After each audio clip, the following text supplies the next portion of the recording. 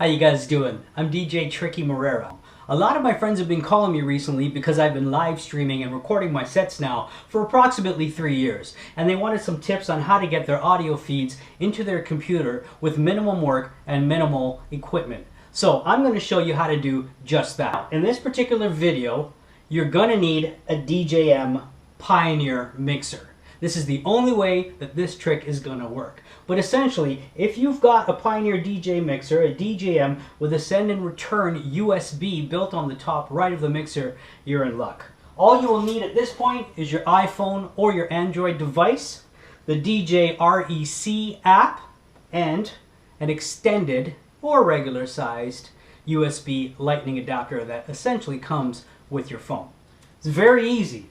You take your USB lightning adapter, you plug it into the top of your DJM mixer. In this case, I got a 450. Plug it into the bottom of your phone, download the app, and in this case, I've already got it downloaded. It's made by Pioneer.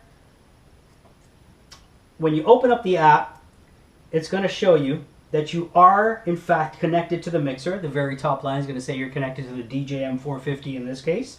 The bottom left, there's a record button. You hit the record button, there's also a volume level. Okay, so on that volume level now, you're essentially adjusting the volume that's coming out of your mixer into the app. Okay, so here we go. You can adjust it at the top, like I said before. And what I like to do is I like to adjust it in accordance to the red line on my mixer. So once my mixer hits a red line, I make sure that this hits a red line at the same time. So when I'm mixing and I hit that red, I know I can go just below and not have the sound be distorted. Okay, so once we've got that set, there's a button next to it called Live. And Live will give you 5 options. You've got YouTube, Facebook Live, Periscope, Instagram, and Snapchat. Those are your options. You can only stream to one of these at one time.